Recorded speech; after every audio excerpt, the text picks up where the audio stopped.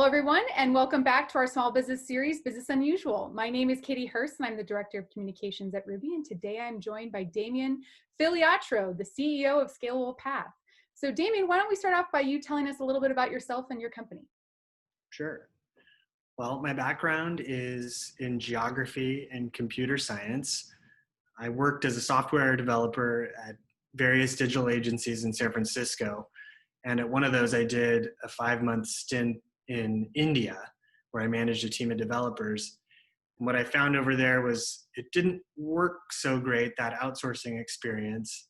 And I started working with people in Latin America and found it worked really well. And I also saw how much digital agencies were charging versus what they were paying their developers. And so about 10 years ago, I decided to start Scalable Path and provide better value to clients.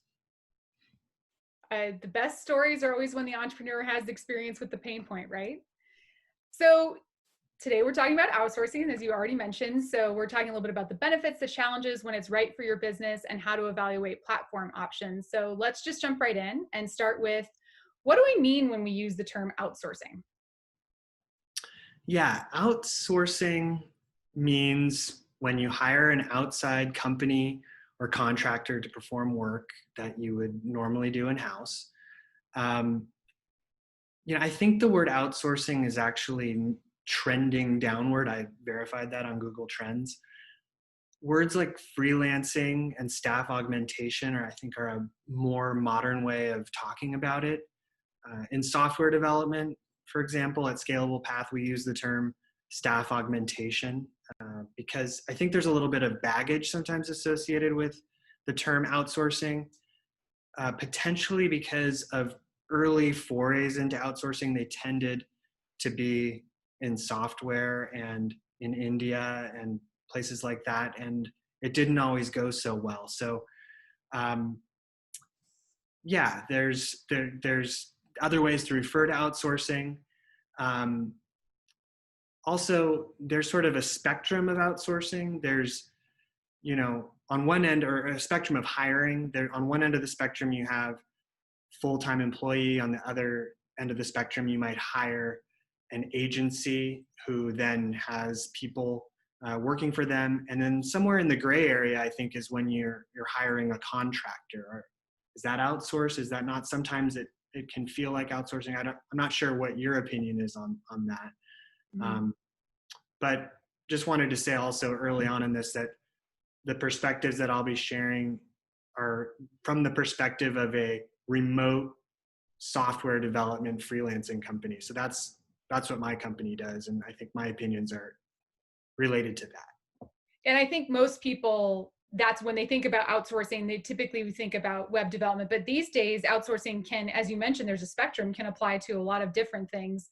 And myself, I've been a contractor before, so I've sort of been that outsourced talent because either it wasn't the right time to bring someone in-house, or the company just decided that they didn't want the overhead of an in-house employee and felt it was better to have somebody working remotely, which are some of the things that we'll talk about today. So you mentioned that there's some baggage, there's a little bit of some negative feelings can be around outsourcing. So why don't we start by dispelling some of those? So what are some of the common myths or misconceptions that you've come across when it comes to outsourcing? Well, one is that you have to compromise on quality. I don't think that's true. You got to be careful, but you can get good quality. Another is that you'll have reduced productivity. I think that you do have to, again, make good decisions about who you work with, and you do have to work with someone that you trust. I think, especially in the current times of this pandemic, when a lot of people are working from home, there's going to be, I hope what comes out of this, because what I believe is that people can be equally productive at home. I hope out of this, companies start seeing that people have been continuing to get their work done and that they have been doing a good job remotely. Mm-hmm. Another misconception is that it might be unsafe for your intellectual property or your data. What I'd say to that is that there's always risks of that, whether someone's in-house or not, and that these kind of bad actors who would take advantage of their clients like that are rare. They do exist in both settings, whether it's in-house or outsourced. And but you should still be careful, and there are ways to mitigate that.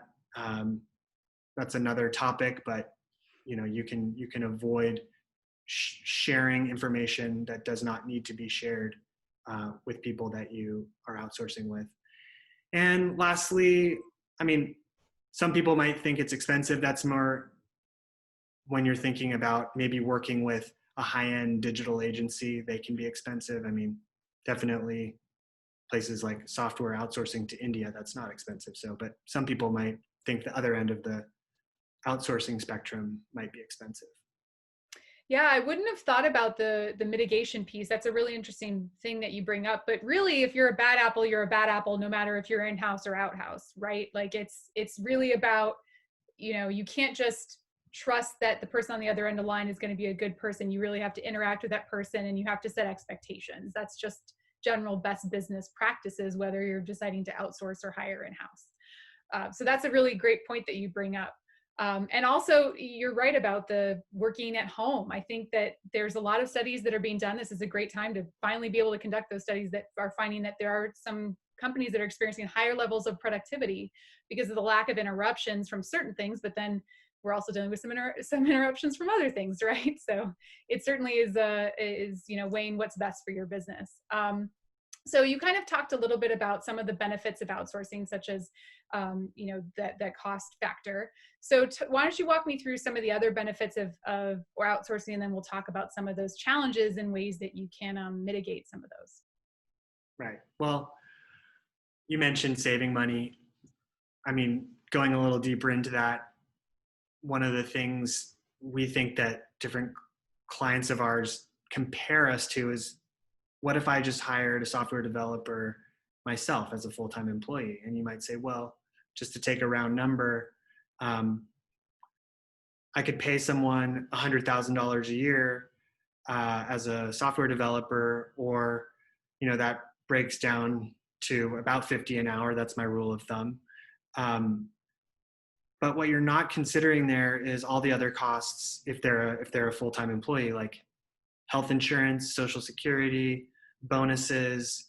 You got to provide their own place to work and equipment, computer, pay for sick days, pay for vacation. And when you add all that up, you're not really comparing apples to apples. You could be paying significantly more, 30, 40% more of these hidden costs when hiring someone internally. So you can save a lot in that sense.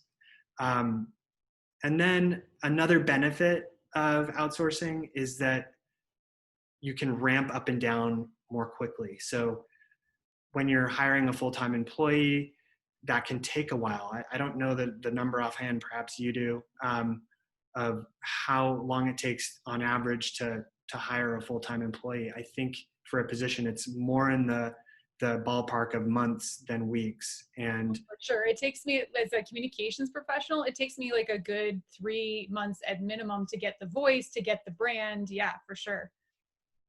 So, if you go to a company or a platform, you're looking at way less than that. With our company, it's usually about a week. You can be up and running with a software developer that meets your needs. Some companies are faster than that, but you can, and when your need reduces, there's really no commitment on your end. You can just say, okay, the project's over, guilt-free. You say, okay, you're a freelancer, you go do your thing, we're good. And whereas if you hired someone full-time, you might feel an obligation to keep them employed, or you might actually be legally obligated to keep them employed. So yeah, those are a couple of the important benefits of outsourcing.